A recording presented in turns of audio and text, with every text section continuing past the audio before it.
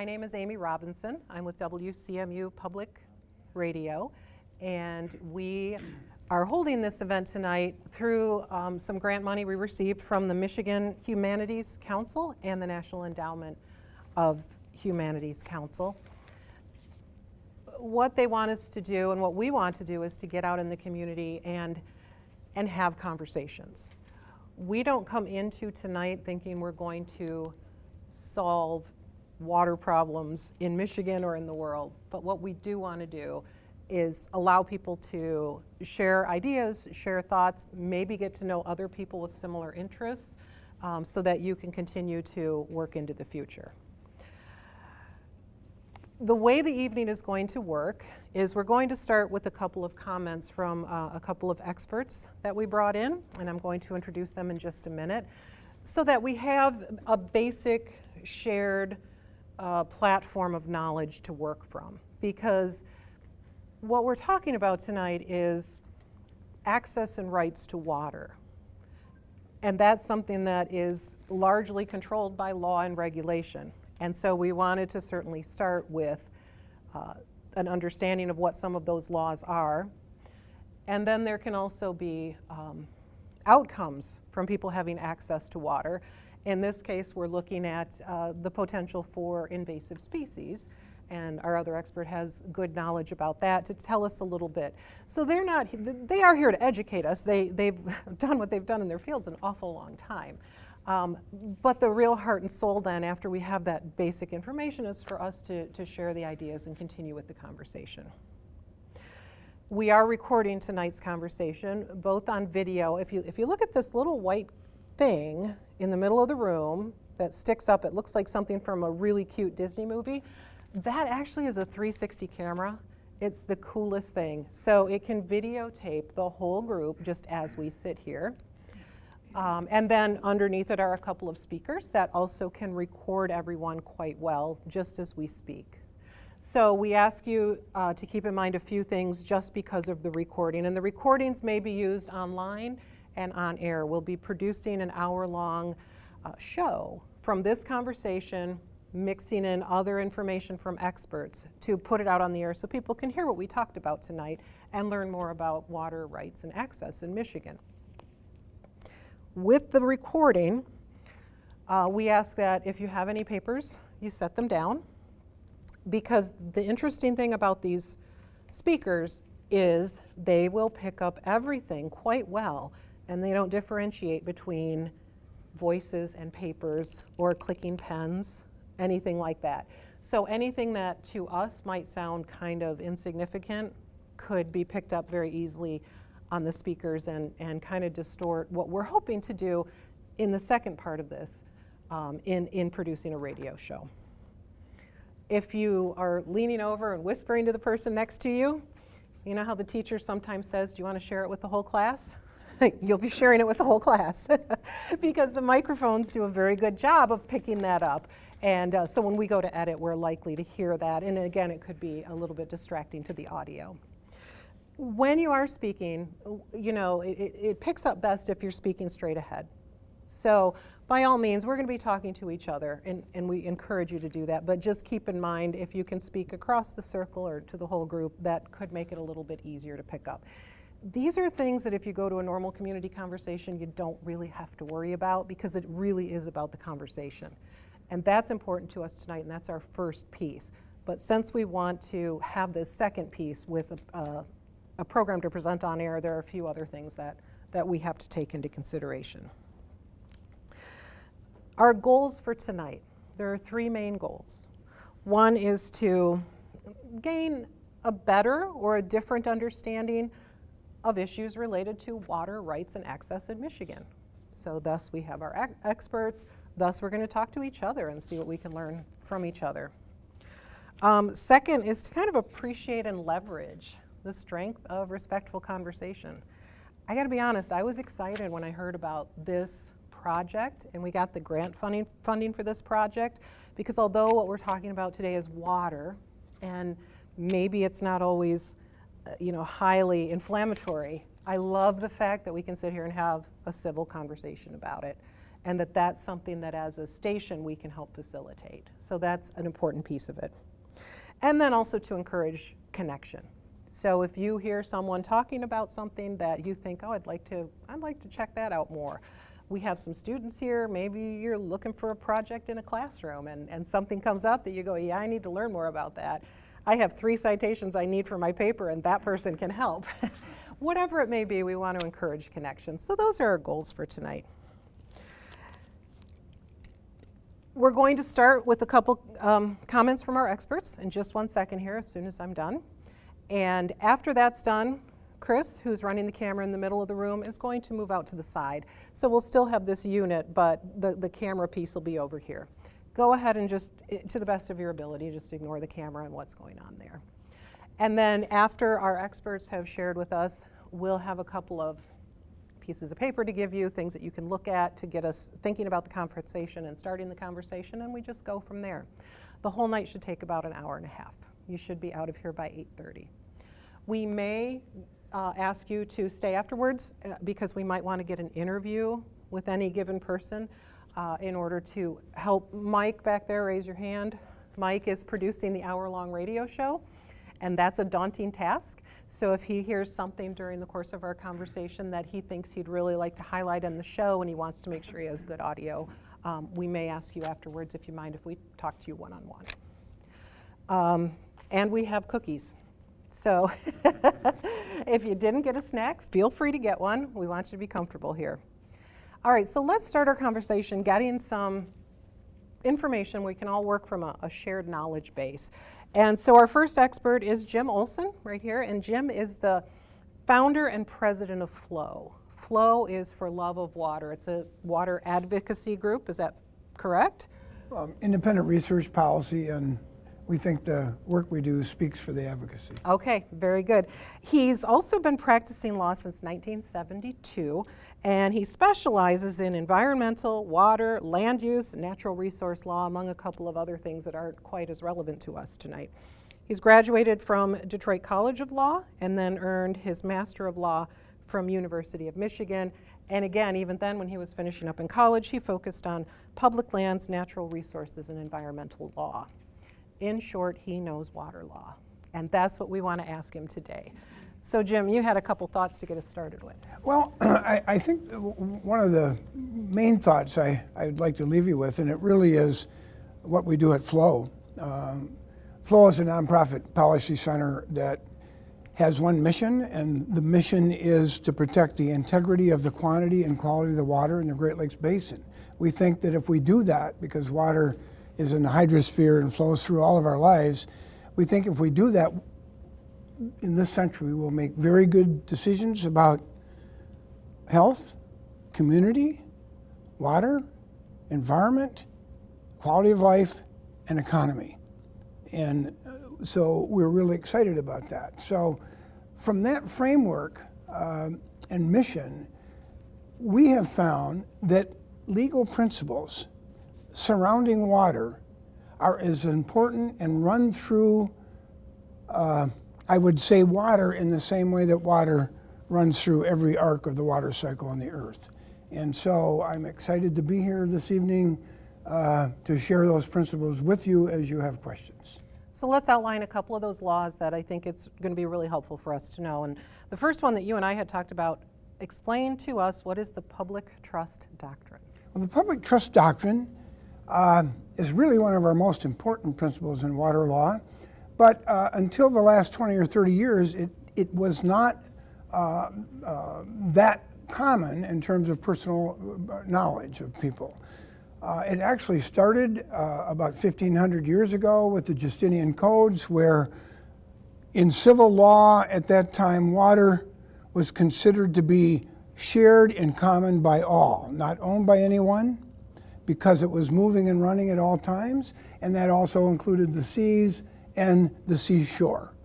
Fundamentally, access and use of water for certain things that the public needs for their life, to sustain their life, all right?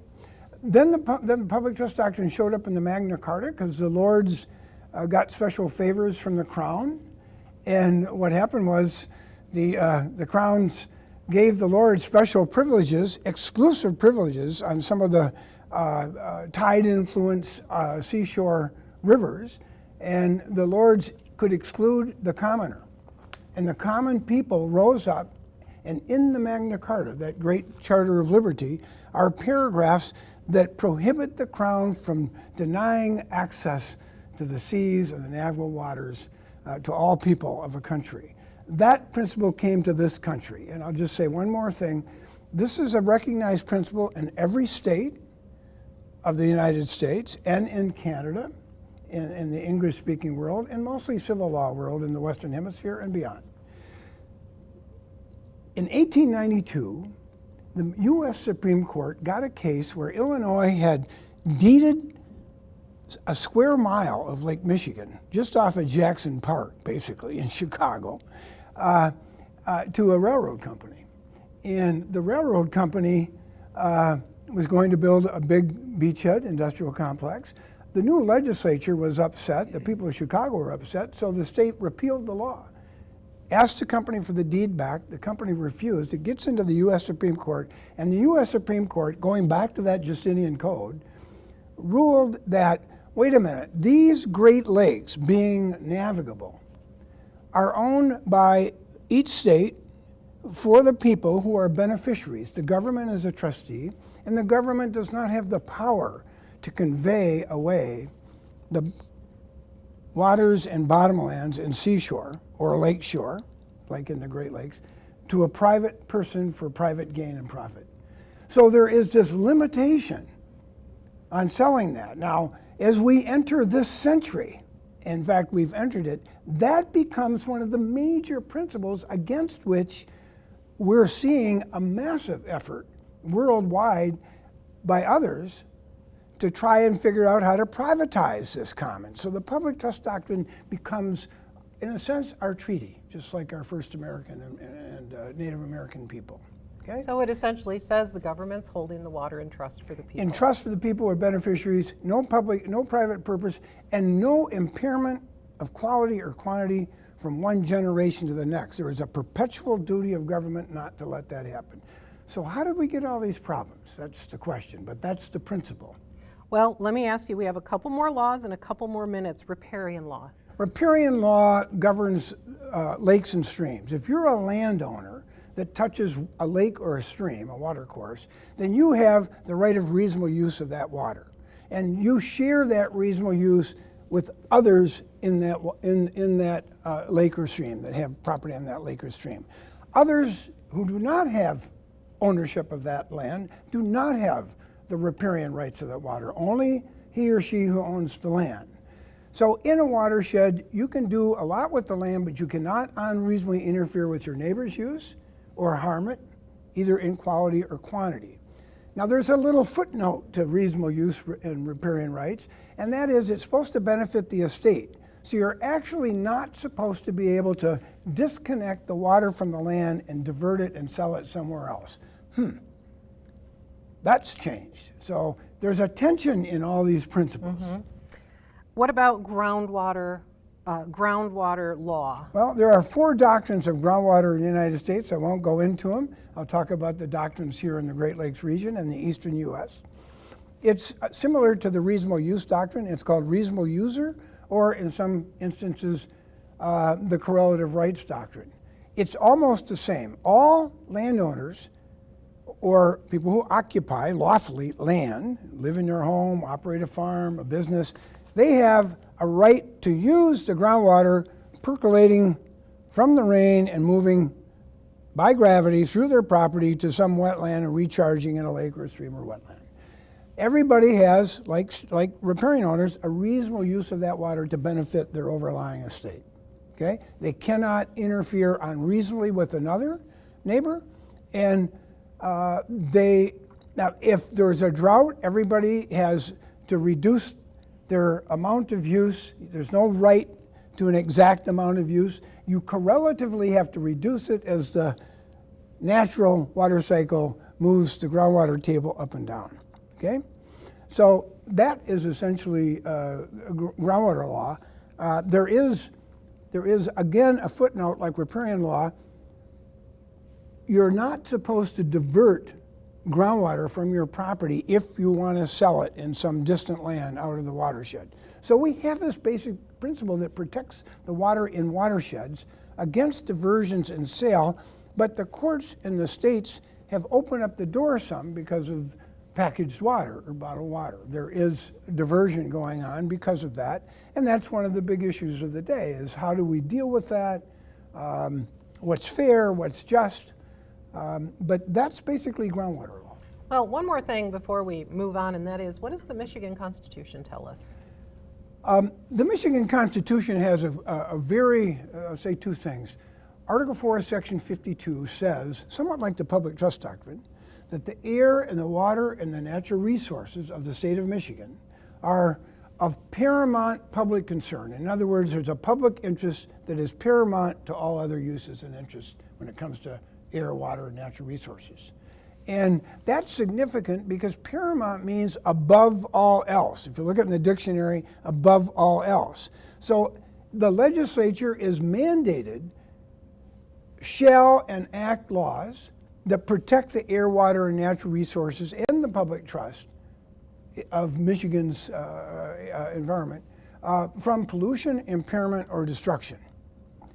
So the legislature did that when they passed a law called the Michigan Environmental Protection Act.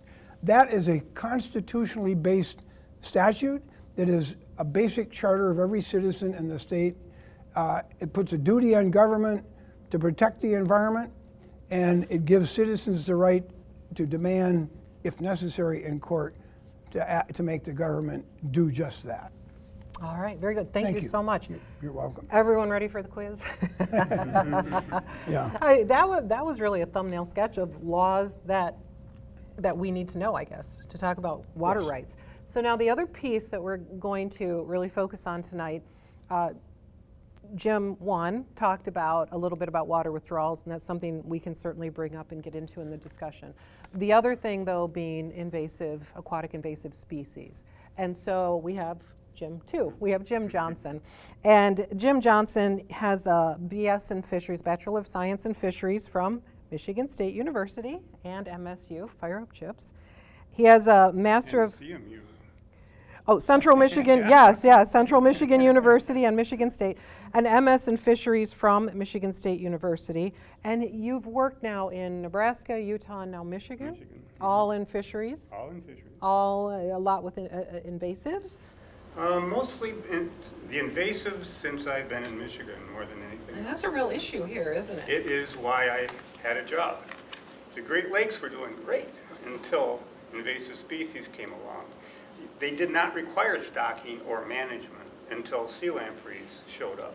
The Great Lakes were doing just fine, thank you, and did not need fish biologists like me until invasive species came. So I guess you could say invasive species have been a sort of employment guarantee for fisheries biologists in Michigan, but that's a pretty weak upside to the invasive species problem. So I'll give a brief history of, brief. I'm an old guy, so I'll give an old guy's view of invasive species, which starts back with the time when the Great Lakes had no friends because they had no fish. Imagine, if you will, the Ice Age, and the ice pushing all the way to the Niagara Escarpment, Niagara Falls and so on, pushing Canadian species of fish in front of it, and then retreating and leaving them there. But the falls remained. So all these Great Lakes fish were trapped behind Niagara Falls, and we had like an aquarium of Canada. Our species were mostly representative of northern climes that really, lake trout don't belong this far south, but they were doing just fine down here because they were isolated from other invaders from the Atlantic Ocean by Niagara Falls. Niagara Falls was the guardian of the Great Lakes for 10,000 or more years. And then we built the St. Lawrence Seaway around the falls, and all these saltwater boats came up. I'm talking saltwater boats, not our ore carriers. I'm talking about the ones from overseas that brought these invasive species from other countries. What year are you talking? And we're talking the 1940s when it really opened up, especially the World War II years when the Seaway was so heavily used. It had recently been opened, now it was being used to fire up the war effort. And shipping was probably the heaviest it's ever been during that period. And so this first wave of invasives, which were the worst culprits, were sea lampreys and alewives came through the system. Alewives may have come up for all we know, they might have come up the Erie Canal. But one way or another, alewives got there. We're quite certain the lampreys came up on the bottom of saltwater ships. And the lampreys quickly found lake trout to their liking. And if you think of lake trout as the apex predator of the Great Lakes, just as wolves are the apex predator of Yellowstone, without these apex predators, chaos breaks out. Everything can reproduce and do just fine, except there's nothing to control their numbers. That's the role of lake trout, is to control the numbers of the lower food web species. They were gone suddenly. They just disappeared. Overfishing didn't help. The sea lampreys pushed them over the edge. And alewives came up about the same time and exploded. With no predators to control them, the only way they could die was of old age, basically. They died of various causes. All kinds of people tried to attribute the loss to this, that, or another thing. But basically, there was no natural mechanism for them to be thinned out by a predator, so they just died and rolled up on our beaches. Now we're talking the early 1960s. And at that time, our beaches were almost useless unless you had front-end loaders to clean them. Not many people in this room, some I can see, remember that era. Some can remember when there weren't salmon in the Great Lakes and when all we had was what some people called alewife soup. And every so often, and it usually happened right at the beginning of the tourist season, waves of dead alewives would wash ashore. And the front-end loaders would get out there and quickly try to clear some swimming areas. But basically, the lakes stunk. Who was going to use those lakes? And what friends did the lakes have? And this is, to me, this is the most important thing that came out of invasive species, is just how important it is that people express themselves and make their concerns known, because the agencies are supposed to be managing these lakes on behalf of the citizens of the state under public trust doctrine. It's the agency's responsibility to do this, but the DNR gets no money from the general fund. It only gets money from fishing dollars. No one was fishing the Great Lakes, so nobody managed the Great Lakes from the state. Some federal agencies moved in and were managing on the Great Lakes, but they didn't really have a role on the Great Lakes. They were kind of treading on thin ice. These are state waters, and the state wasn't doing anything. If you don't buy a fishing license, incidentally, you don't help manage the Great Lakes, because that's where the money comes from. And with no fishing, no voices out there. And these assaults were happening continuously to the Great Lakes, and people were not speaking up. They didn't have a voice. And then two guys, Wayne Toady and Howard Tanner, and whether you like this idea or not, decided to take a couple of species of salmon from the Pacific Ocean and stock them in the Great Lakes to make use of these alewives. Now, who could have done that today? Can you imagine somebody saying, hey, let's put striped bass from the Atlantic Ocean in the Great Lakes, and single-handedly do it? You couldn't do that today because people would scream bloody murder. But back then, there were no voices. And Wayne Toady and Howard Tanner imported the salmon, had them in the hatcheries, and then published a report saying salmon for the Great Lakes in 1969. And it came out, and the people were not even informed that the salmon were already in the Platte River hatchery and would be stocked the following spring. So this is the way that it used to work when the lakes had no friends. Now you talk about the importance of people conversing, people speaking out, but there's also, with rights come responsibility. As we talk about access and rights to the lakes, tell me briefly about Hubbard Lake. That's a great example. Yeah. Well, do you all know Hubbard Lake? That's local. That's around here. Yep. Yeah. Well, with rights come responsibility, right? And the rest of the story in the salmon thing was, of course, we all know now that it was just wildly lucky success. There were no downsides that have reared their heads that have been, irreversible downsides to salmon. In fact, in Lake Huron, when the alewives disappeared, salmon pretty well disappeared. But during that salmon era, suddenly the lakes did have friends. There were $4 billion worth of sales annually in Michigan just for Great Lakes fishing after that happened. And of course, some of those $4 billion a year were fishing licenses that went to the agency, and suddenly the DNR started charging for fishing licenses to fish the Great Lakes and use that money to manage them. So now we have managers, and I worked at the Alpena Fisheries Station, which did all the research on Lake Huron for the DNR. That was all funded by fishing dollars. So they suddenly had friends, and people started speaking up, like when we had the DDT issue. It wasn't birds that tipped the scales against DDT. It was fish. It was when people couldn't eat their salmon that people screamed. The Lansing Journal came out with an article saying, "End of fishing in the Great Lakes." A headline, "End of fishing in the Great Lakes." And 1 week later, 7 days later, the Free Press came out. Their banner headline was, "State bans DDT." Thanks to Dave Dempsey for that article. He sent it to me last week. And if 1 week later, 7 days, it took 7 days for the public to rear up and say, "We're not taking this anymore. No more DDT in the state," and the state banned it. And it happened in the transition of 2 administrations, 2 governors. And it was a universal decision, and it was done. And then next thing they did is ban PCBs. So the course, state, not they everything turned is the state quite into so- a leader. It's not quite so clean cut and dramatic as that. Tell us what we can do on a day-to-day Yeah, that's what we can do basis. collectively. That's what we can do when we get together and our voices are heard. Individually, we can try to not be a vector. I mean, these invasive species should never have been allowed in the Great Lakes. There should have been more care taken before the locks were built to be sure that we didn't bring in 185 aquatic invasive species to the Great Lakes. But that didn't happen. Now what do we do? As individuals, we have to be thinking every time we move our boat or our waders from point A to point B, what's in this lake and how can we prevent it from getting over there? And just because we happen to like gobies doesn't mean we should say, hey, let's move these gobies from Lake Huron to Hubbard Lake, which apparently happened. There are 4 dams separating Hubbard Lake from Lake Huron. Gobies can't jump. They don't do very good swimming upstream even. And yet they showed up in Hubbard Lake within 10 years after they were first found in Lake Huron. And that's an invasive. How did that Gobies are happen? invasive. The round goby is an invasive from the Caspian Sea. They do enjoy eating zebra and quagga mussels, which is a good thing. But somebody made a decision to move them to Hubbard Lake. You don't do that. Don't make decisions on behalf of the whole state of Michigan and just heap that responsibility on your shoulders. That's the agency's responsibilities. But more importantly, and I think more commonly, invasive species are spread by outboard motors, by the lower units, the water stored in them, by bilge water in your boat, and felt waders.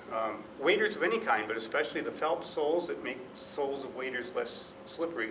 They're probably the biggest vector of New Zealand mud snails, which is a new invasive in Michigan. It's shown up in just a couple of our streams and up in the St. Mary's River.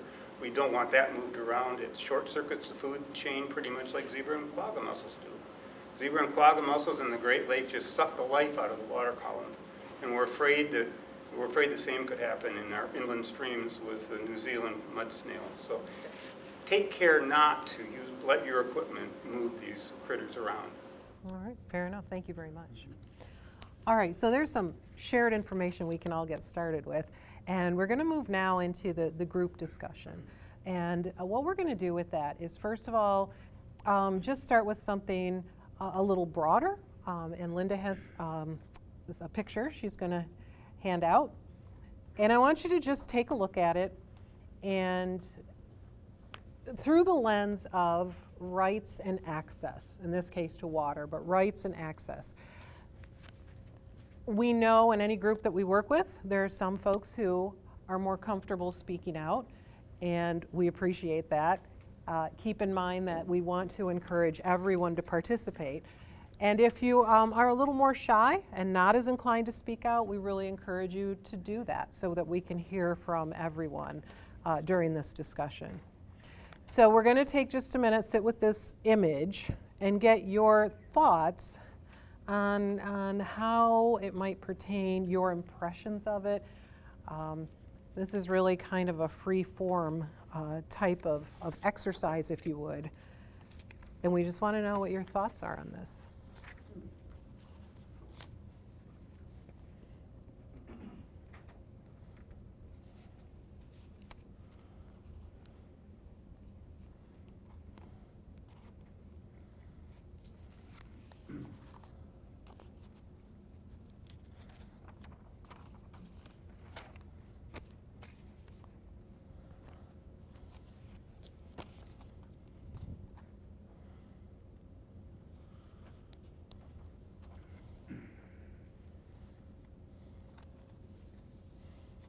And anyone wants to share their impressions, feel free.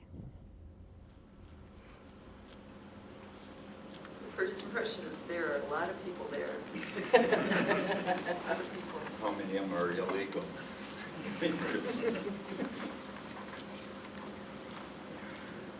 My impression is about the reflection of the water. What are your thoughts on that? Well, I love water because it reflects sky and clouds. It also is a separating device for whatever reason. I don't know how I would apply it to that. And it's meditative. Mm-hmm. Good. I see an overpopulation of people. Okay. That's basically what I get out of it. A lot of things derive to me from that. A lot of these problems that we have just consistently have to do with so many people. Well, and the limited resource of water and fresh water. And so you see that there with, like you say, overpopulation around a very small pond. I don't see any porta potties.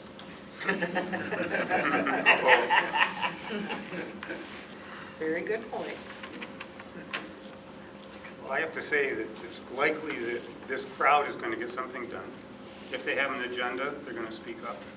And if the, hopefully the agenda is about water. Yeah, I was going to say that if that was the Great Lakes or Lake Michigan or Lake Huron, these people could be there to prevent the Asian carp from coming in or prevent some ship or pipe diverting the water out. I think, if anything, water connects all of us at the very core and our very hearts, and could well produce a crowd this large if something wasn't right. I see a lot of buildings and perhaps businesses that have a tendency to affect the quality of the water and how that has to be controlled. So as you look at this, that's interesting, looking at the buildings in kind of in the background and considering their impact.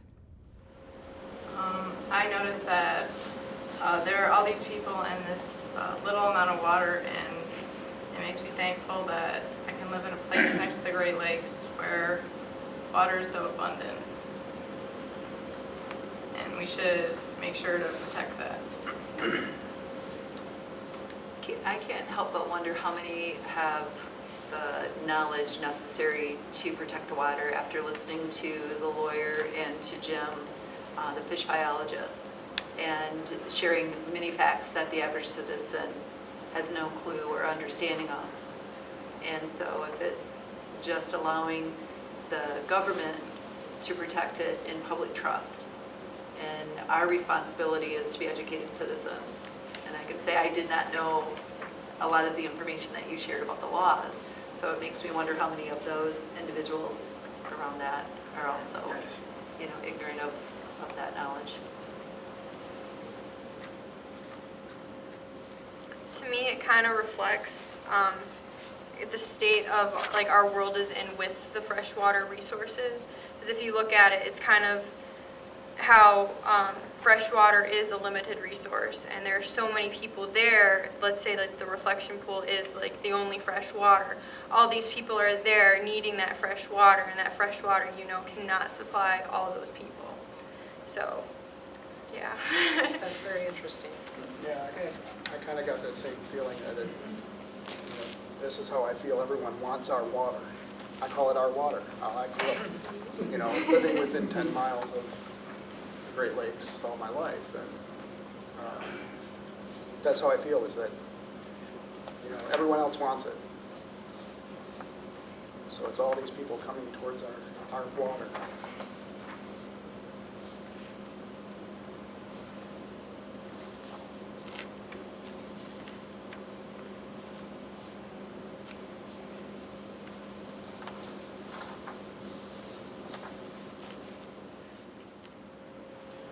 I think in some ways, having always lived on water, that we take it for granted, that it's just always there for us and we don't have to think about it very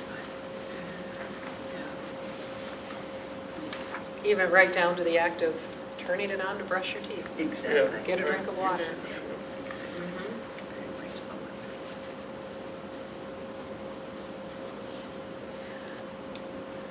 It makes me think about all the amount of water that would be needed to give to like all these people to quench their thirst or something. And it makes you think about like if you gave a plastic bottle to every one of those and filled up with water, that would be a lot of water and a lot of plastic, and not very good for the environment. So there's an issue with the delivery system too. yeah, Really. definitely. You know, well, you have sky, you have water, you have people, and you have vegetation. So it's interesting that the contrast of the green and the blue and the blue and the people, there's a definite nexus.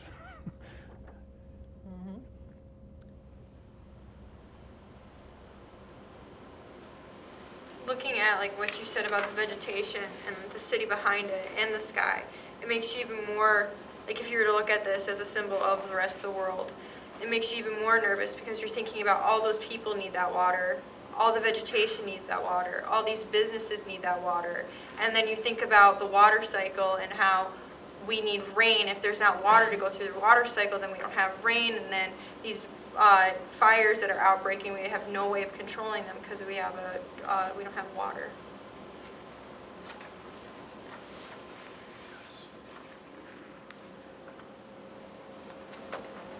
I guess I'm the eternal optimist. I still see in this crowd a bunch of people gathered around one big issue. And if that's true, they're going to get something done. And if it's a science issue, it's going to direct decision makers to make perhaps an ethical choice based on science. Science presents all kinds of answers, but it doesn't present which one is the ethical answer. And ethics in our U.S. population, we can all think of, if you live long enough like I have, I can think of times when things that aren't ethical today were considered totally fine. And ethics change as society evolves, and it's up to we as members of society to tell the decision makers which choices they should make. You will see our decision makers faced with the option of, well, we need to get those barges through the canal. It's money. Money is jobs. You got to have jobs. You can't do anything that's going to hurt jobs.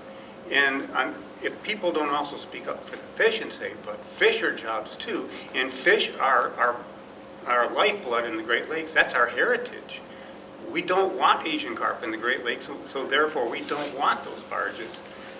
The thing is, we don't have as much voice as moneyed industry does. So unless you have crowds like this gathering, the point won't get made. The regulators and the policymakers will choose to do what's expedient, which is let's do what's politically appropriate at the time, not necessarily what's good for the long term and what's good for the resource. So I'm seeing these people as saying, do what's right for the resource. That's my optimistic view. Well, if I could respond, or no, add to that actually, Jim. The work that I've engaged in for many years, 4 decades, and flow, that ethical dimension, the ethical dimension is what is above, just like that constitutional provision, paramount above all, that ethical dimension sits above all. And what's really interesting about the public trust doctrine, and many principles, but particularly the trust doctrine, it's probably the only doctrine in our common law system that protects ethics above all other competing interests and demands a conformance to the truth of science if it's there, but if it's not there, it demands conformity to values of fishing, boating, swimming, food, sustenance, and health for people and communities. So actually, I'm an optimist as well, because I think this doctrine and what you said are like this. And that's why I believe it's so important, and that's why we do the work that we do. But I like the point of that representation that you described. Well, I'll be a thorn between two roses.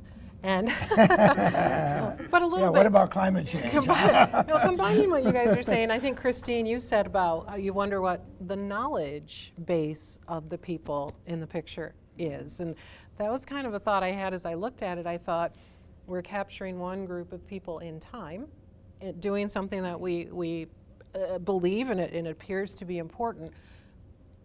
The question that comes to my mind is what next? Do they have the knowledge? Do they have the time to follow through with it? Do they have the organization if this one event doesn't affect the change they want?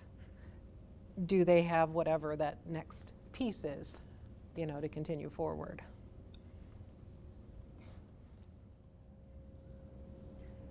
Well, I don't want to do all the talking, but you're asking a crucial question that, what's the government's role? I mean, that's a fundamental question. Does government just call balls and strikes? Or do they really have a duty to protect the paramount interest here at stake? And why do people have to go to their bank when they can't afford certain things and take out more money to get the government to do what it's supposed to do? So there is a real critical piece here with knowledge and awareness and the role of citizens to demand government to be a trustee. Because right now, government's pretty indifferent. And I don't mean to be, I'm not saying being political, but the idea today is somewhat anti-ethical, or maybe not anti-ethical without ethics. It's driven by competing interests. And so what do we do?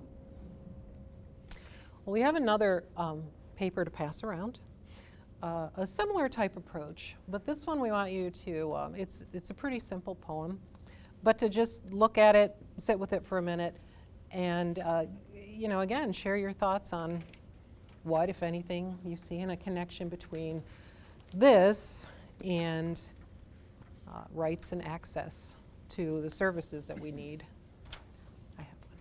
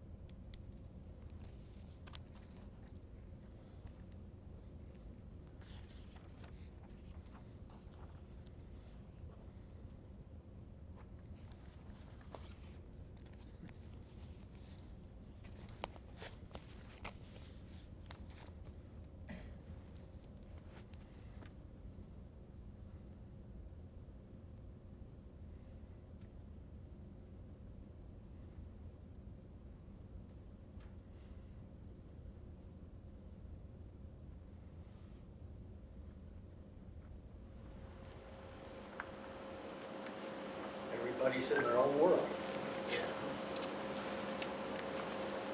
their own thoughts.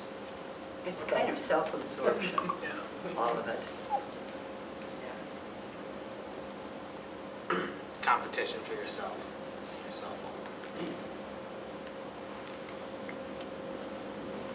I guess we're not focused on what's important. What do you mean by that? So why we're here with our concern over water. Everybody else has got their own ideas, their own world.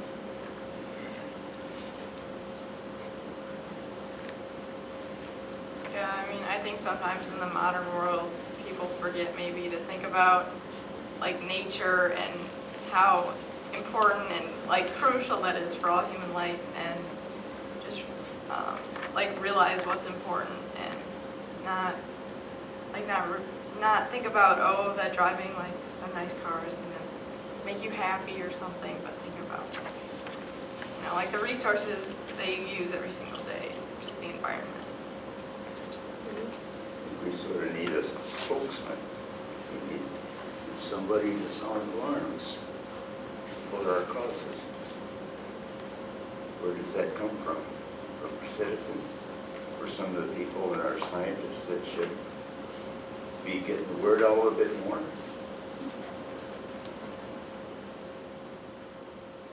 In the 5th stanza about make up Mary, to me that is more about what we were talking about with like policies and those sorts of things that are put into place just to fix the one problem. Because to me, makeup is something that you put on to make something look pretty and less problematic than it actually is. So if there is, let's say, a problem going on environmental-wise, they make a policy to fix the problem that is going on and at that moment, and they make it look nice and pretty, like, oh, this is going to save everybody. But then at the end of that stanza, it says it might just be a hearse. That solution will go on to then end up killing or making this problem even worse because it wasn't thought out well.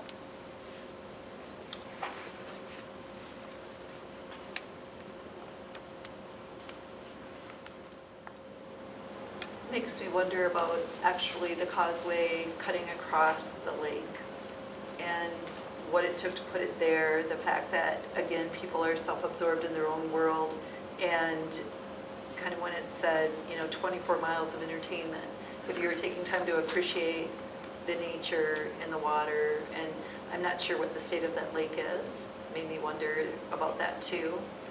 But yeah, they're just all self-absorbed and driving over top of the lake on their way to wherever without any thought of the water, the natural resources that are beneath them.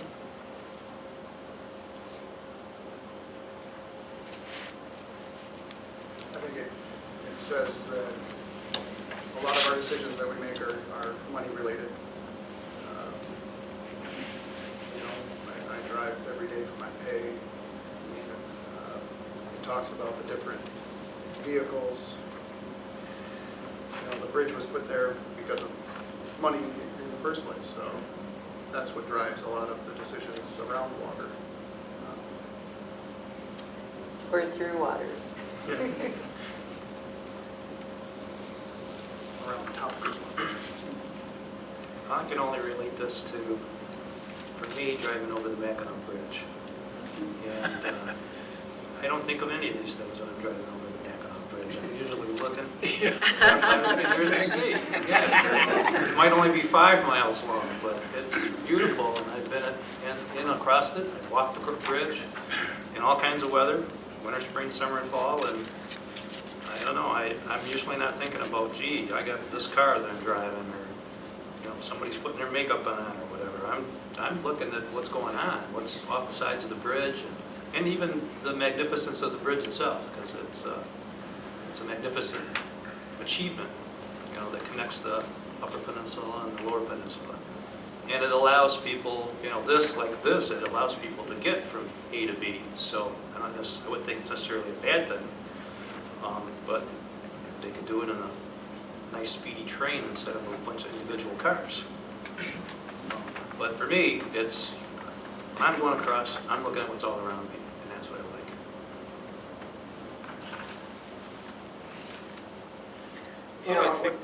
Go ahead, Jim.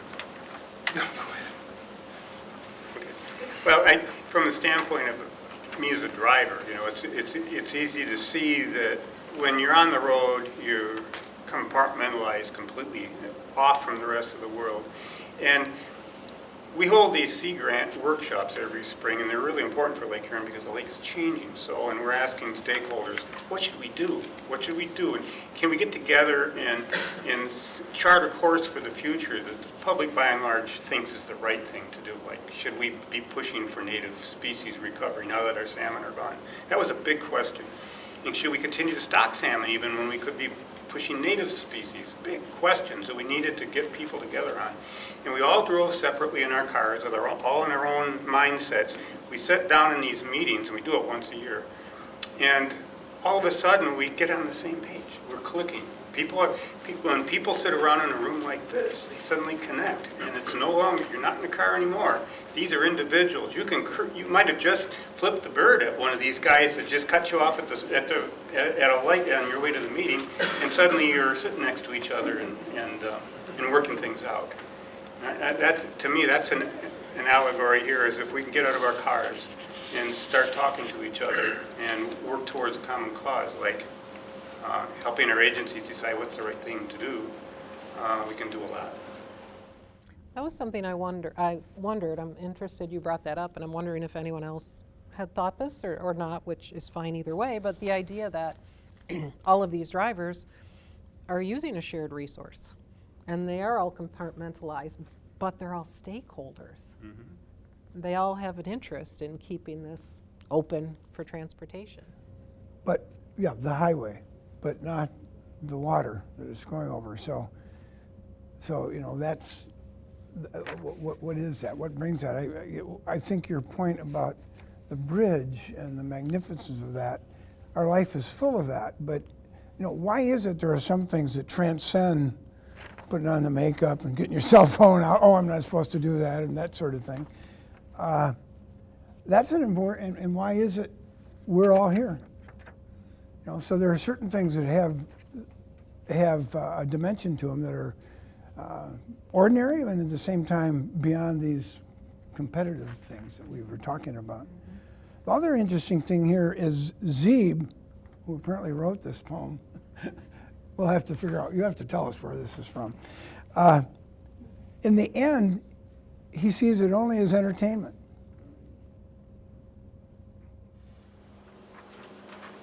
You must be a truck driver.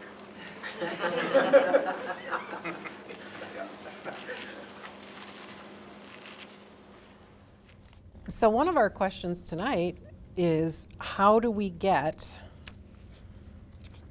one of our questions may be, it doesn't have to be, Corvette Carrie, Petrified Patty, Makeup Mary, how do we get everyone on the same page as we look at rights and access to water? And more importantly, what does it mean for you living here in Alpena? How is it affecting your life? What would you like to see happen when it comes to issues related to water right here in the community that you live in? I mean, we're in this facility right now with some really neat offerings tied to the water. And part of the economy of your community is run based on the water. But it brings challenges. I know we have high school students, and I'm wondering, is there economic opportunity after you graduate? What do the older adults see in terms of, can your kids stay in this community and live here? And what does the water offer to that whole experience? And what's your responsibility in living as close to the water?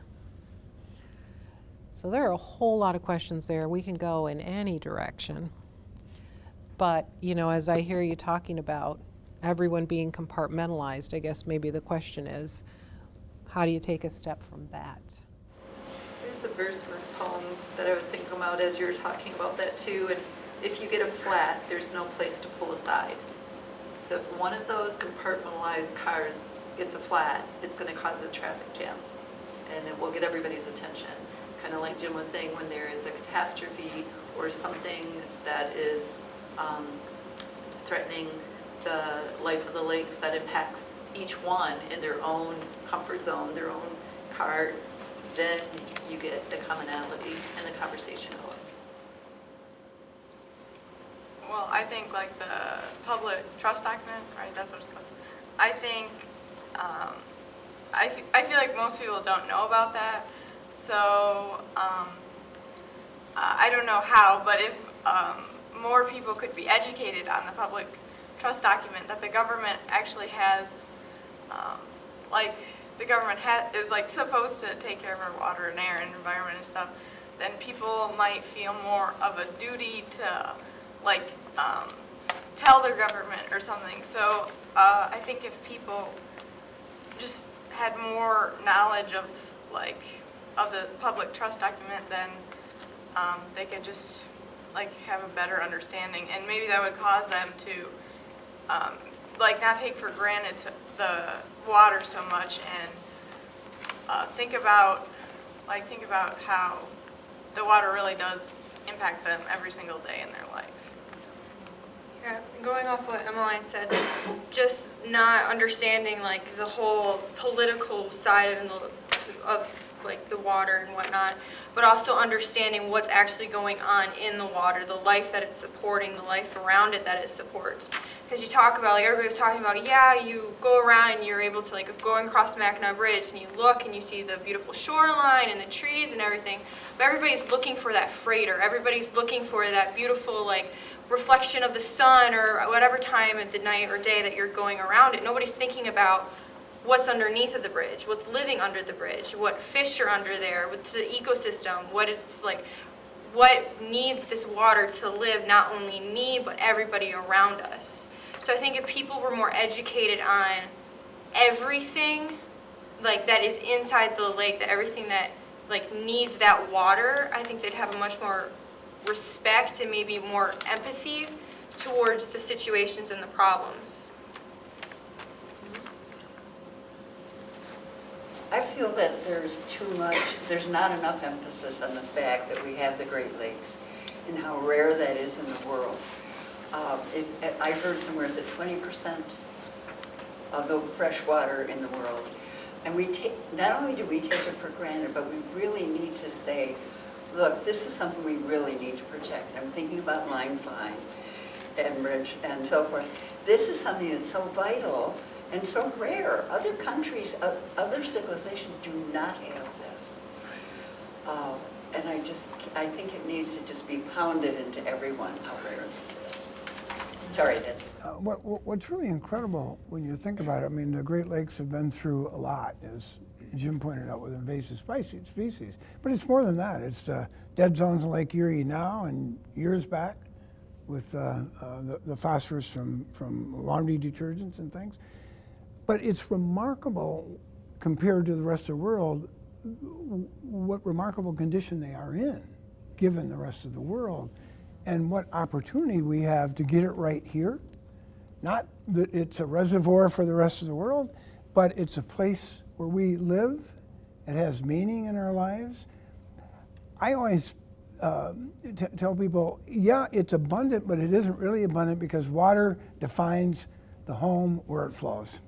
It defines the vegetation, the quantity, the topography. It defines our jobs, our life, our values. And so in some sense, no place in the world has an abundant amount of water, because if you took it, all of those definitions would change. And so here we are at this time in history, and we have some tremendous opportunities and obligations, I feel. And I'm saying this because of what you three said right in a row there. I think that was, you said things that have a common thread in it. I find that interesting, also in conjunction with, I'm sorry, is it Brian? I think you had said it, Brian, that these are our lakes. Yeah, so there is a sense of ownership, though, isn't there? And then what kind of responsibility comes with that? What about other areas that need the water or want the water? And, right. What, if anything, do we owe to share with them? Well, what's remarkable is, we all know about the Great Lakes Compact. We're actually 40 million people represented by different persons like ourselves. Actually, in 8 governments and 2 provinces negotiated a Great Lakes Compact that prohibits diversions. Now, bottled water is exempted, and we're going to have to face that problem in terms of precedent and what it means in the future. But the fact is, we made a huge step on this question of responsibility and ours, and it's not so much ours as a doctrine of respect to maintain the quantity and quality of this water.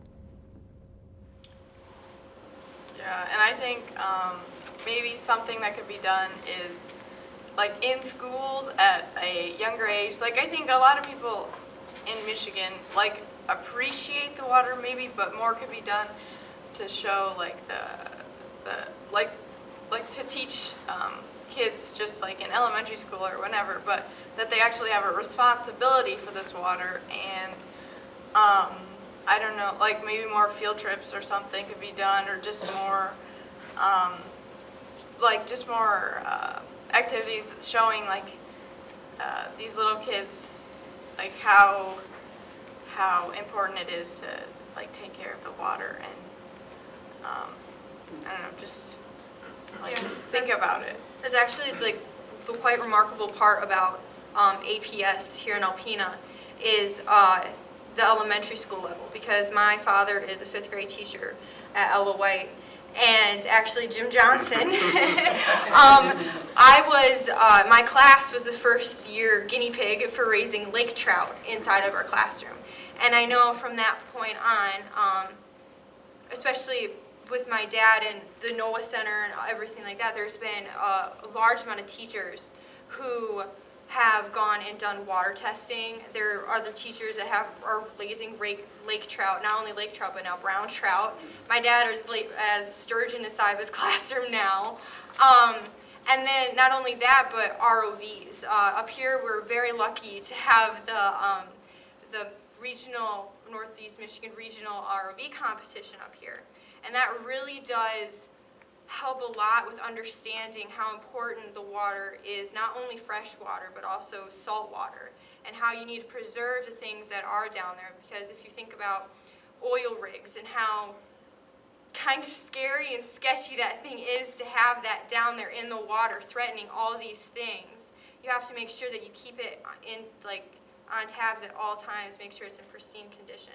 So up here in northern Michigan, I know, or an APS at least, in Alpena, we are really pushing that understanding what is going on in the Great Lakes, and we're definitely using the Great Lakes around us to our advantage to push that education-wise. And we're doing that too at Besser Museum, trying to build this conduit between the agencies and the schools so that the data from the agencies can be used as learning tools in the schools. And so hopefully Besser will get there. We're just starting now to do that. But I think the thing I love the best about your dad's class, Bob Thompson's 4th-5th split at Besser, was this or no, that was back when you were at Sanborn. No, Sanborn. He's at Elway now. When you had the fish heroes, the superhero fishes, and smallmouth bass, lake sturgeon, lake trout, all of them ate gobies, and the sturgeon went even further by eating zebra and quagga mussels, so he was the Caped Crusader. And kids were taking this home, and one kid told me he had actually got his dad to throw back a smallmouth bass because he said, that fish eats gobies, and we got him in Hubbard Lake now. We got to throw that fish back. And so it's actually going from the classroom to the families, and it's spreading. But us older people, there are resources for us. I left 3 books at the back of the room. I think the most important book, if you want to learn about the Great Lakes and get up to speed on what's happening now, it's Dan Egan's Death and Life of the Great Lakes. But also back there is Ruin and Recovery. Dan Egan's book is an update of Dave Dempsey's Ruin and Recovery. And then there's Jeff Alexander's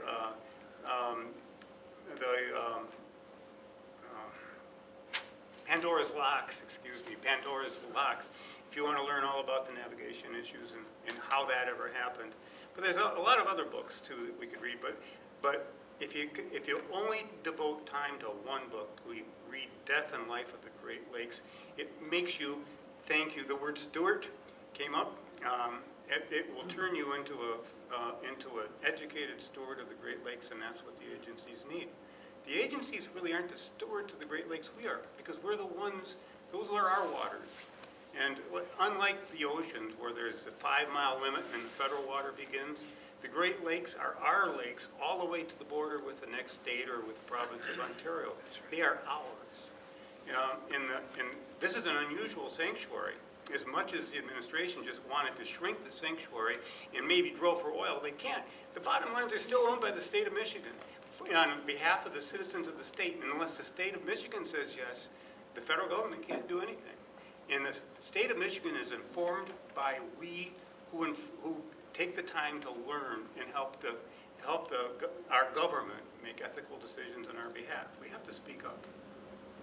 Adding to what Savannah said, my class is the first project-based learning class. It's called Science in the Sanctuary, and it's a 2-hour block, and we basically get to learn like about the geology around northern Michigan and what the sanctuary has brought to us. And so we've been learning about the Alpena Bridge, and about how there's sinkholes, and about the cyanobacteria in the sinkholes, and about how that can cure medicine. So I really do think that with education that we can like solve a lot of that we can like show more awareness, and that it can really solve some bigger problems. Yeah, in coherence with what Emma said, like our generation, me, Emma, and Emma, we've been very fortunate, especially, well, being able to, in the area that we are, learning about these things, because I know there's not even like a couple years older than me, they have no idea anything about invasive species. I learned everything I know about invasive species from you, so I'm pretty well versed. But I know there's people like might be even like 20 miles away from here, or like even 50, that have no idea what a rusty crayfish is or anything like that. So if we, just a way that we could get out all this information about people having a better understanding about what is going on, what is happening, what are the repercussions of what's happening, I think that would really help get a full understanding of why we need to protect what we have, because it's pretty rare.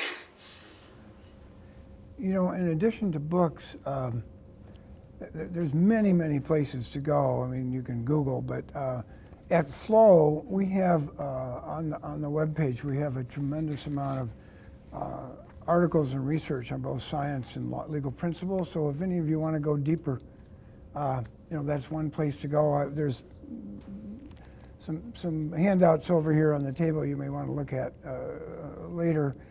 And anybody who wants to go a little deeper on the legal principle, there's some handouts on that too that I put together last night for everyone, just so you had a little bit more background. But you take invasive species, we have that.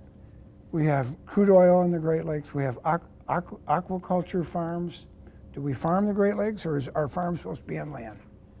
Since when does a riparian owner have a right to dock? Yes. Do you have a right to build a 10-acre farm where people have a public right to use that under the public trust doctrine? Climate change? Climate change is one of the biggest diversions of water in the Great Lakes. It drops water faster than any diversion of the Great Lakes, or rises it faster, particularly if you live on the shore, and particularly right now if you're down in Lake Ontario. So, there's just one issue after another, and they're all connected.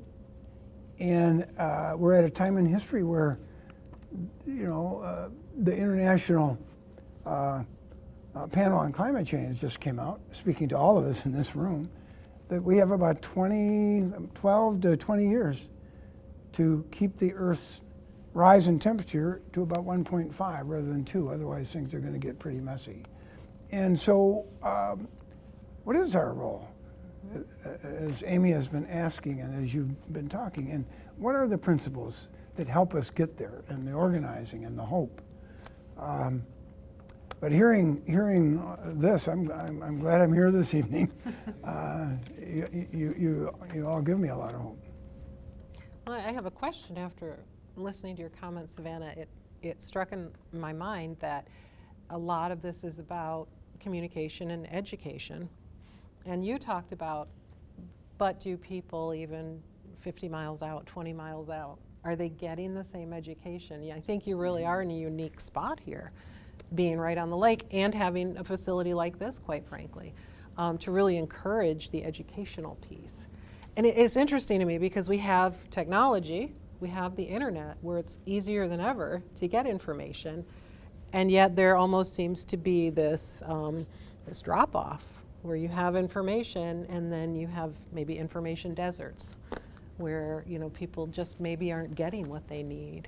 That seems like a real challenge on an issue like this. At one time there used to be public service announcements that would, I remember, give a hoot, don't pollute, as an example. And they played those public service announcements, and that really hit a broad band of people. Where now, in this room, everybody who's interested can find lots of places, can find books to read, can find pamphlets.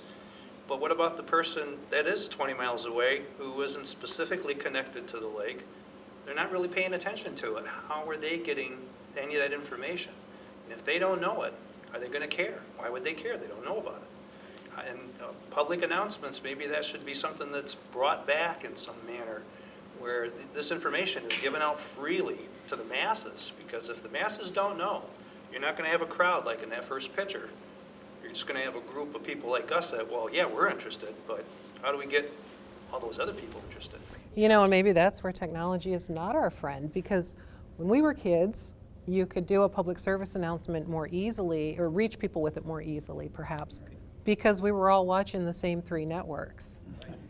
Now, are they on YouTube or Facebook or Instagram Couldn't those places do public service announcements? I mean, they put commercials on. YouTube has commercials. Facebook has commercials. Why isn't there public announcements there? Because it, Paid ads, do they do public service announcements? Have you seen? I've seen stuff on there for like nicotine and not smoking, not vaping, and all those sorts of things. So. And that could just be expanded upon. Yeah. Expanded upon in terms of our environment. but it comes down to it comes down to the dollar again, because, public service announcements were a requirement back then. And who did they require it? Well, the federal government required that the public airwaves had. Which could come back to the people again, had right? to be used for a certain amount, right? So if the you people had to said, do we it. want you to require it, we might be able to make that happen again. Yeah, but it comes down to the dollar. That's what it always comes down to. Well, everybody gets asked for donations every day. Yeah. So I bet you everybody in here would throw a buck in. So if we all threw a buck in, we'd have about 20 bucks right now. Well, because of technology, there's actually this super cool opportunity that came our way around 2014 in Alpena. May International, which is underwater robotics program, they actually held the international competition here in Alpena. And the entire competition was centered around the Great Lakes and preserving shipwrecks here in Thunder Bay. And here we had hundreds of teams from all over the world, from all over the country, coming in here and taking samples off of a mock shipwreck of a square foot of zebra mussels. So they got to learn what zebra mussels were, and they got to learn about the importance of preserving things inside of the water. So it's things like technology that do also bring people together and teach people about certain things. Because I'm certain, like there's this team from Scotland, they would have no idea about anything that was going on here unless they would have been here for this competition. I think across the state too, there's a lot more going on than what the average citizen would know. Working at the Besser Museum, we've been working for the last few years to do the Great Lakes Fisheries Heritage exhibit. And from that effort, there was a Great Lakes Fisheries Heritage Consortium that formed in the state of Michigan. We've had like the 4th, 5th conference. Our last one was at Beaver Island. And these are museums and education institutions coming together to talk about the topic of fisheries heritage and the fish and the jobs. And the last one, we had people from the Office of the Great Lakes, and we had a couple other state agencies represented there. And so there is a lot of work that is going on. Michigan Sea Grant does a lot of work, and like she was saying, just the work that goes on here at NOAA. So it's getting that message out. Working at the museum, we have a great fisheries exhibit, and I can tell you of all the adults that have no idea that salmon was a planted fish. It's not a native species, and so there's that gap, but it's encouraging because of what Alpena is doing, to hear these young ladies that know so much about the Great Lakes and about fisheries and the health of the Great Lakes. I think starting with education, and that's where it's important. The public service announcements, I grew up with Give a Hoot, Don't Pollute, and we had our little team out there cleaning up the streets and the forest. But we do have a team of young students cleaning up the beaches right here in Alpena. and we see that a lot. But I think if all school systems change their curriculum to have that more of a strong base in the curriculum, then you'll have an educated population. And to understand, you know, what would it be like without the Great Lakes? You know, what would happen if, I use line 5 just because it's so popular in the news right now, but what happens if? And what would that mean to the future generations? So yeah, I think the education is important too. I'm curious with the older generation, myself included, what do you remember learning in school about water quality and the Great Lakes if you grew up in Michigan? I'm kind of wondering how maybe it compares with what's going on today. And I honestly, I'm trying to think of maybe that subject, and I'm not coming up with anything. I know it was there, but I can't put my finger on it. I'm wondering if any of you recall. I remember doing erosion control projects until your crops went away instead of vertically down the hill, across the hill. I think that was pretty common in grade school at the time I was there. I mean, that was major focus then. Yeah, I think I recall that now. It's an interesting question because I can't think of any mention of the Great Lakes in my grade school years in Michigan. But again, that's when the Great Lakes weren't very functional.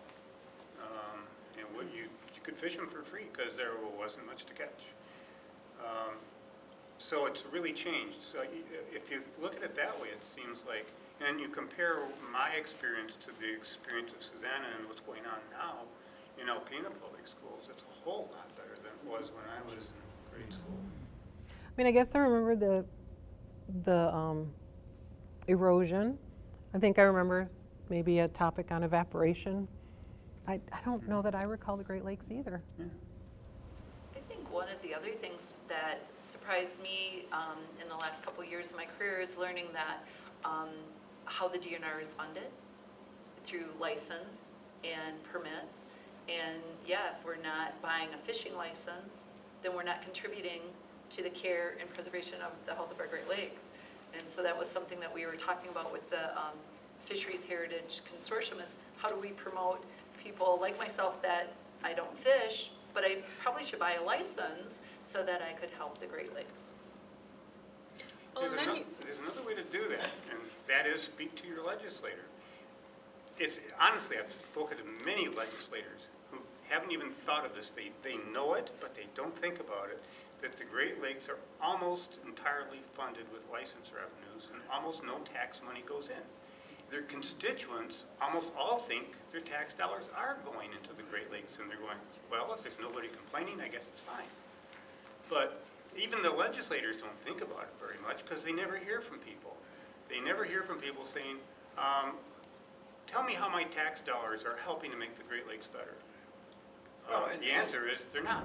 Right. I mean, there's been a huge effort with the Howe Group, Healing Our Waters, and the Great Lakes Initiative has been able to fight hard and get approximately $300 million a year out of the federal government for the Great Lakes. That's been significant, but the observation I'm making is while this is happening, every year starts out, and it's not just the current administration in the federal government, it's been going on for some time. Both at the state and federal level, we've seen cutting of budgets of Department of Natural Resources and Department of Environmental Quality. There's been a downsizing that is really, I think, I know what it used to be like in the 70s and the 80s, Jim, and I know it's tougher now. I talked to people over in Gaylord and the district office. It's much tougher. And then you look at this $300 million, and what's interesting is the first thing out of the government's mouth is Great Lakes are not going to get anything this year. It's cut from the budget. So we all spend all of our energy, like that picture, to put the $300 million back in. Meanwhile, we don't have time to deal with what you just mentioned, because we're captured by you're not getting it, okay, we'll give it to you. And then that uses up 6 months of people's energy. So the question you raise is very significant about where are those priorities, where are the values, what's driving that? While that's going on, what's happening with the fish license sales and unlicensed sales? Everything nationally, that's all down. I think we all saw the Free Press article last weekend about how hunting license revenues are dropping dramatically. Fishing license revenues have been sliding steadily for years. And when Lake Huron lost its salmon, every single port saw an enormous reduction in fishing effort, and a lot of people on the east side of the state just quit buying licenses. We have boat harbors. If you go to the Harrisville Boat Harbor in October, it used to be full, and now you're lucky to see 5 boats at the Harrisville Boat Harbor. It has a capacity for about 200 boats. You're lucky to see 5. Well, those people don't buy licenses that don't fish, and so the DNR has gotten smaller. Every time we lose fishing opportunities, the DNR gets smaller. Every time people discover other recreational options, the DNR gets smaller. And more people are choosing to do gaming on electronic devices, traveling, kayaking, other outdoor recreation, not fishing or hunting. So the DNR doesn't have the revenue it used to have, and it lays off more people. Obviously, we need another source of revenue besides fishing licenses if that's not working. I think the time has come for a different formula for funding our agencies. It worked well back when so many people hunted and fished, but now that they don't anymore, let's recognize it. We all want to have good trails, good parks, birding, things that you don't necessarily shoot or catch on a hook, but the DNR really has a role to play there, and they're not funded to do that until we change the formula. We have just about 5 minutes left, so I encourage anyone, whether you've joined us yet or not, with a comment do you have something you'd like to share as we begin to wrap up? We'd love to hear from you. Back to the invasive species issue. What troubles me most about that is, what are we really supposed to do or try to do about that? I mean, I look at the lamprey program, which takes a ton of money to keep those under control. We're never going to be absolutely rid of them. So that money's got to be constantly spent to keep those populations down. I've been involved in Phragmites, frog bit this summer. We had crews going out every day or every week pulling frog bit, pulled a lot out. You don't hardly seem to make a dent. I mean, there's still a lot there. So once something gets established, it's almost impossible to do anything to turn it back. So it becomes learning the lesson, okay, here's what's happened here. When you see the next one emerging, you got to get busy at the start of it to hold it back rather than wait till it becomes so obvious that you really can't do anything about it. Once you're here already, it becomes a little bit like whack-a-mole, doesn't it? Problem rears up here and then over there, but it's really only a rear guard battle. Once they're here, it's too late.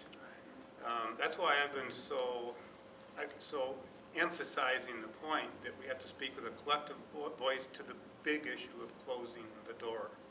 If we'd closed the door in the first place, we wouldn't have these issues. And it's going to take a big and collective voice to get the administrators and regulators to do the right thing about the locks. They're not really willing to do that. But if we all could speak up with one voice, yes, maybe they would. One smaller thing would be to deal with that lamprey control issue. Every single year we have to go after an appropriation for lamprey control over $20 million. If we miss a year, the lampreys come back and we go back to alewife soup. So we can't afford to let lampreys come back.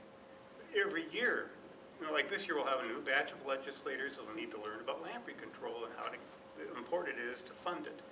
If we could just have one constant source of revenue for lamprey control and be done with it, That would be a big step in the right direction. One guaranteed trust fund for lamprey control would be one idea.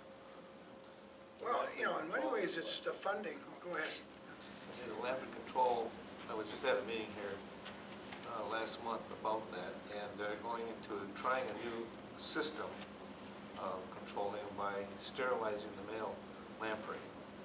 And if that is successful, and they feel that it looks like it's going to be, that'll cut the cost down considerably if that program works. So that's a step in the right direction, it sounds like. One squeaky wheel on the sterile male issue is that you've got to have lots of lampreys in order to get enough males to sterilize to neutralize the population. So we have a few uncontrolled lamprey sources, and that allows them to, they're not well controlled anyway, so they have large trapping facilities that can catch enough of these to sterilize them. And it always works better when you have one of these lamprey areas that aren't well controlled. And we don't really want that. So it's part of an integrated program. If you have sterile male control, it's going to reduce your costs.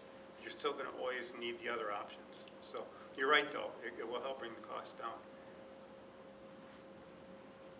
But, okay, so like what you were saying about once invasive species are here, it's kind of like playing whack-a-mole with them and spending all this money on trying to figure out how we can get them out of where they are already or just maintain them as they are already. But I think it's also a huge part of it is going to have to be being smarter about what we bring in, because I know like autumn olive trees, when those got planted in here to help with like bush control and like helping with roughage for animals and whatnot, and then that went absolutely berserk. So I think it's more about being smart about what we introduce, and equally being smart about how we manage what we've already introduced, essentially. But I also think that the general population should get more education and more information. All that we read now, find out about invasive species is through outdoor magazines. We need other sources of information out for the general public, not just for the sportsmen in our communities. We need a spokesman. Thank you all for coming out. I really appreciate you giving us a couple hours of your time tonight. We have some handouts on the table. I left some business cards if you'd like to grab one and you have ideas to follow up on this or other stories, by all means get in touch. But more importantly, our experts have brought information for you. And I know Jim brought a couple of handouts on the laws that he talked about, so you can bring them home and refresh your memory if that's something you'd like to do. And Jim brought a couple examples of the books that he needs to take back with him, but you can look at them, write the title down, and he said they're available even at the library. So that would be convenient. There are also other handouts on flow and other water-related issues. Please feel free to take whatever you're interested in. And don't go without a couple cookies, because we have a bunch. And we would love to, take your time, mingle before you head out. I'm not trying to rush you out, but we are going to wrap up this discussion. If there's someone you want to connect with that you heard something of interest that you'd like to follow up with, by all means, we encourage you to do that as well.